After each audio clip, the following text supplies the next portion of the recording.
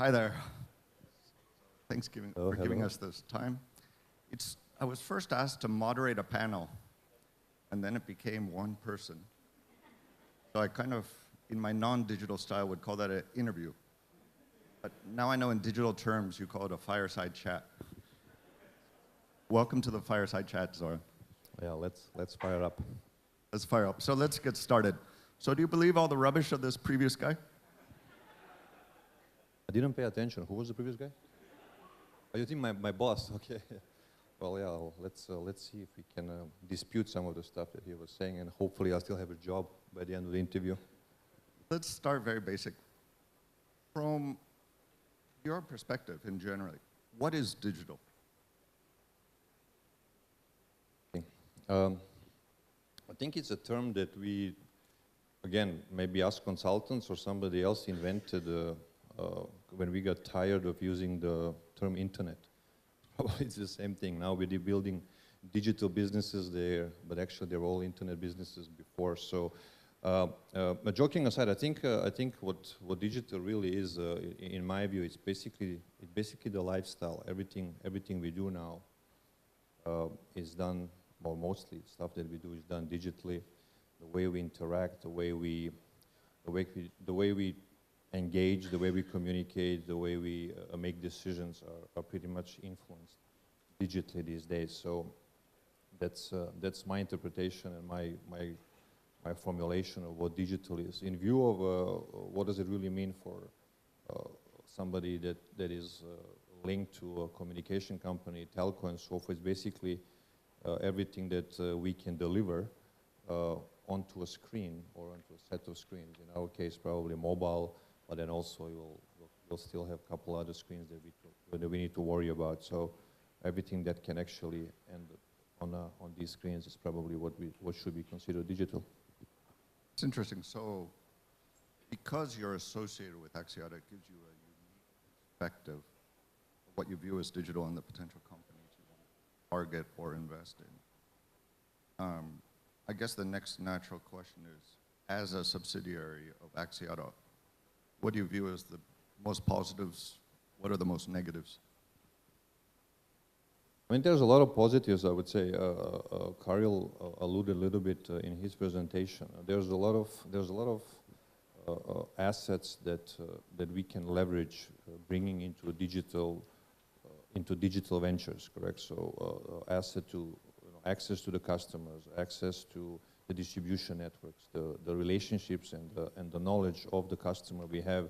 It has tremendous value as you start to build and invest in ventures that try to leverage that asset. So for us, I think that's a link that is quite valuable and is something that we continue to leverage and need to leverage even better. If we talk about hindrance or restrictions, I think in our early days, as you are a venture builder and obviously leverage your parent as an investment vehicle, you're trying to lower down and minimize any bureaucracies and any issues that will slow you down. I think now Axiata Digital and what we want to become in our next phase has matured to the point where probably there will be less linkages to the main group and where we can get and gain more independence to run some of these ventures faster and at the speed that they need to be run. Simply because the windows of opportunities are closing in many of the areas that we are looking, and if we are not fast and if we are not independent as much as we want to, we might have issues. Since you're associated with Axiata, does it open up new investment opportunities or make companies more interested to work with you? I mean, obviously, you will have a lot of digital companies, ventures, especially if we talk about fintech or even media that is looking at groups like ours and obviously identify an opportunity to play within the sandboxes that we can provide. But I don't think that that's only a way to look at it. One thing that internally we need to manage properly and we need to be consistent in educating our own operating companies not to look at the ventures that we invest in and businesses that we build as value-add services. And these are the wrong conversations, and then they will be deprioritized, and we will have issues of succeeding them. They need to be treated as independent businesses, as ventures that have their own head and tail, and then drive them in such a way that eventually, once they're proven to deliver value, we can then introduce them back into the operating companies. And they don't necessarily need to be introduced to the Axiata set of companies. They need to be introduced to other consumers, regardless of who are they connected in terms of their mobile subscription or any other solution. In coming to Asia and joining Axiata Digital from we'll forgive you for your past in telcos and consultancy, maybe.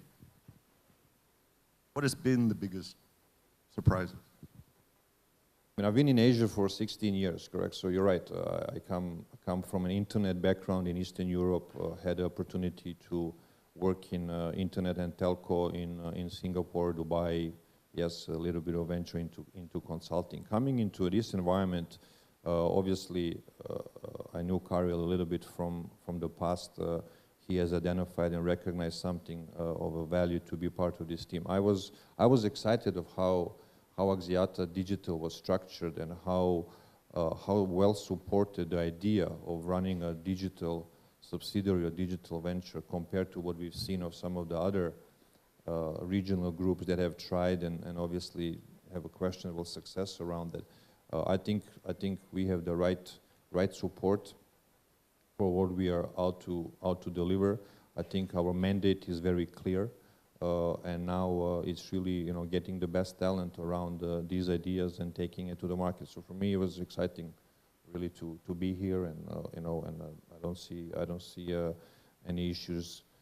Yes, there is a legacy of being part of a telco before, but with all of us that had built businesses and had the entrepreneurial spirit in our stomach, I think we'll have higher rate of and chance of success in what we need to bring into the markets here.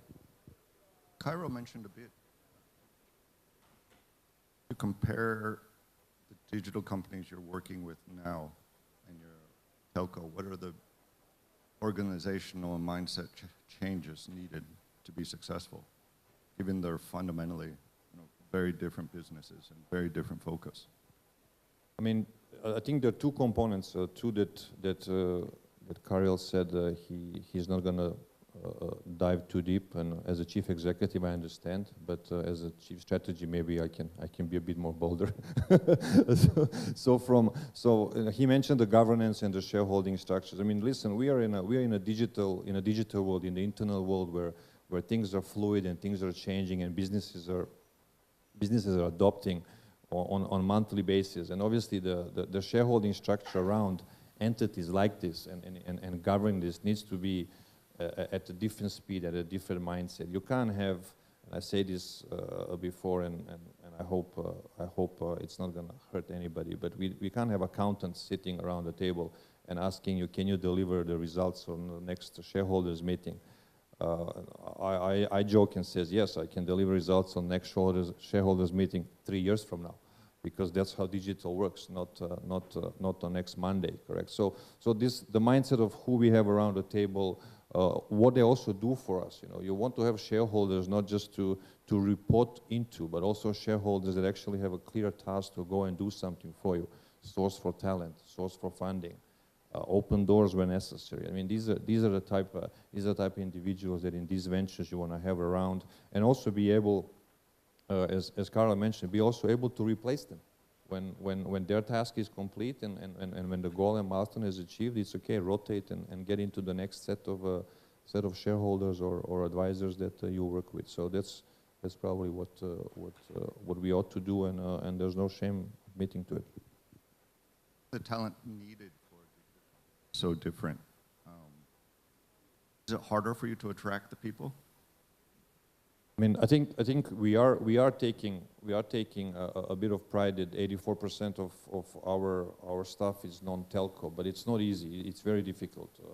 And why is this so? Because when you're still somehow linked to telco brands, or even if you look at the telco industry itself, Some of you that have been at Mobile World Congress in Barcelona, you've seen probably the presentation of Wimplecom chairman who clearly called us out, all in the industry, and said, first of all of us in telco are too old, and we need to have younger people around and attracted into the organizations. But the problem we have is that none of the telco brands in the top six countries or telco countries around the world, the brands are below ranked 20 when it comes to attracting talent fresh out of school or fresh out of MBA. So you will have Vodafone in UK that is a number 44th brand when it comes to attracting talent out of MBA. You got T-Mobile in Germany ranked number 20 in a country when it comes to attracting talent. So we have an issue. There's an issue of getting a right talent into anything that's telco. In digital, yes, you have we try to maintain, we try to attract, we try to create environments that are startup-like, so that obviously we attract and retain talent. But then you have Grabs and iflixes of the world that take away everybody that you invest in. So we have an issue there. Well, it's good I never worked in a telco, huh? Sorry. Oh, you're forgetting your 20 years in telco. And you're forgetting that... I escaped. And the telcos are funding iflix now, so you're forgetting all this. Good point, good point. So from now, Axiata Digital started as a white piece of paper, and I used to be in Axiata, and was when Cairo first started it. And what's been achieved is incredible. But it's reaching a new phase. And you as strategy, what do you see as the next phase? You now have a portfolio, you have a big team, growing team of diverse people. So what do you do next?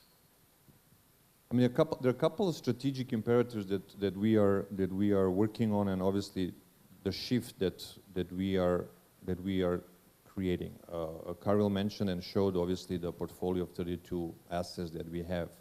At some point we need to focus down, and this is what we're doing. So we have identified a couple of core elements within that portfolio.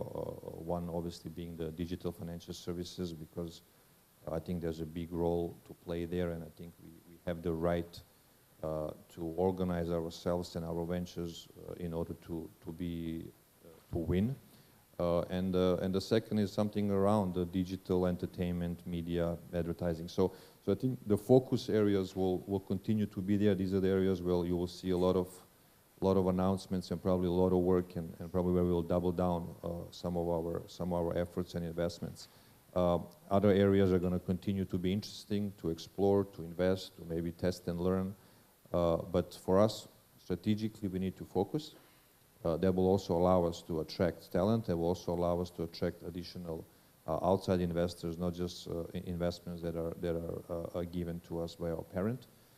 Because in order to build these large new ventures, you obviously need to organize yourself differently. You need to fund yourself differently, and you just need to focus down. I think I know the challenges of being in a traditional telco, and what you guys have achieved is great. The next challenges will be managing those new customers in a different way. And you're bringing change to Axiata, but there are things that Axiata is bringing to you, so it's quite a unique combination. So I see a bright future for you guys, and if there's any questions, happy to take.